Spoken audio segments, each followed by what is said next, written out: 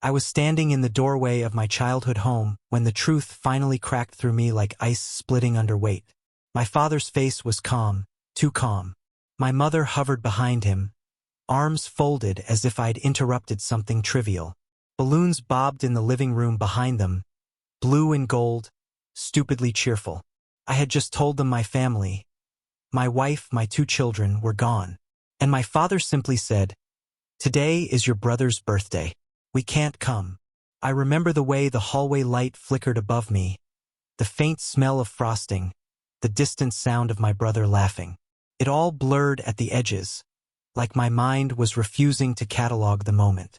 But I heard those words clearly. They landed with a cold finality. I didn't argue. I didn't cry. I just nodded once, carefully, like something delicate inside me might shatter if I moved wrong.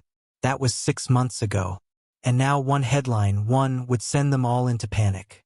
Because they had just learned what I'd done. People assume my childhood was miserable if my parents were capable of that level of cruelty. They're wrong. That's why their betrayal cut so deep, it wasn't predictable. My father used to call me his steady one, the responsible son, the one he leaned on. My brother, Lucas, was the golden child, but I never minded. He needed their attention more than I did. Or that's what I told myself. And when I met Claire, God, she was light.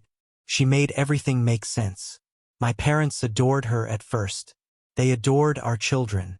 Family dinners, holidays, birthdays. Everything looked normal from the outside. Polished. Loving. But grief exposes the truth the way storms expose rot. And when grief came for me, my parents didn't come with it. The funeral felt like a silent war. Empty chairs where my parents should have been. Neighbors whispering. Lucas posting birthday photos online while I buried my entire world. I tried to make sense of it. I tried to believe it was a mistake, ignorance, something less monstrous than it appeared. But then I found the messages. My brother's group chat with my parents. Screenshots of my grief turned into jokes. Complaints about my melodrama. My father saying, "He's always been too emotional. It's not like he can undo it by having us there." Them accusing Claire, my dead wife, of wanting attention. As if dying painfully in a burning car was a performance. Every word tightened something inside me. Something sharp. But I didn't scream. I didn't break. I planned. 6 months. That's how long I gave myself.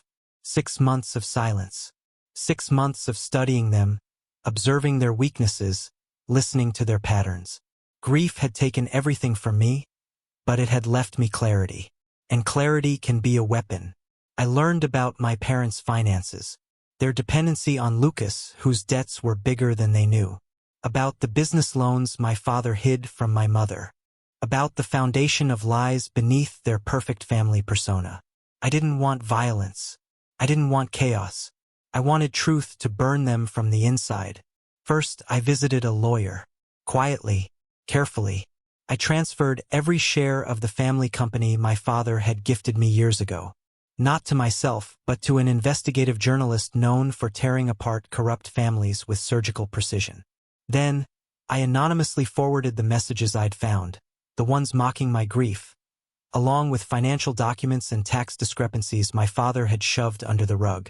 Next, I paid off Lucas's creditors anonymously, but not before ensuring the payment trail pointed straight back to my parents' accounts. It would look like a cover-up, a desperate attempt to hide illegal transfers. Finally, I scheduled a press release. Not about them, about me. A scholarship fund in memory of my wife and children, large enough to turn heads. Too large for a man drowning in grief to afford, at least according to my parents' narrative. And then I included one simple line at the bottom. Funded entirely by the sale of my family inheritance, which I no longer wish to be associated with. It was a fuse waiting to be lit. The headline broke at dawn. Local family under financial investigation after son cuts ties with public statement.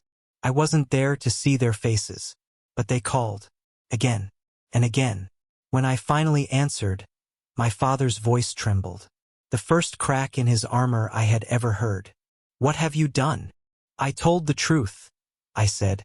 "The world just found the rest." "You're destroying us," he whispered. Funny, I replied. That's exactly what you did to me. Silence stretched, thin and breaking. My mother finally spoke. We made a mistake. No, I said. You made a choice. I let them sit with that.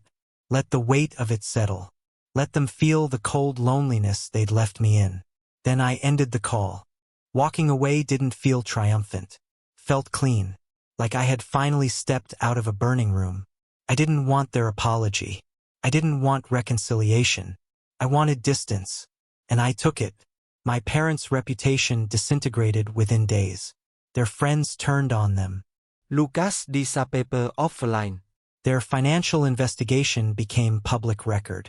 Justice doesn't restore what I lost, but it steadies the ground under my feet. And sometimes revenge isn't about punishment.